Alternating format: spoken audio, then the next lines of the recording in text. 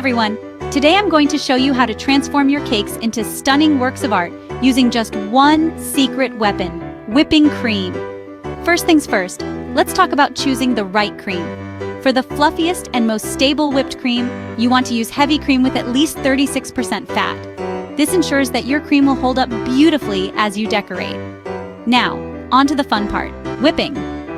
Pour your cream into a chilled bowl and start whipping at a medium speed. As it thickens, you can increase your speed. Watch as it transforms from liquid to those perfect soft peaks. Remember, if you overwhip, it can turn buttery, so keep an eye out. Once you've got your whipped cream ready, it's time to get creative. You can use a spatula to smoothly cover your cake for a classic look, or grab a piping bag fitted with a star nozzle for some fancy swirls and rosettes. The sky's the limit.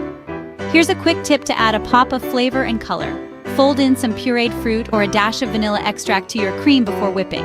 It's a game changer. And there you have it. With these simple steps, you've turned a plain cake into a masterpiece.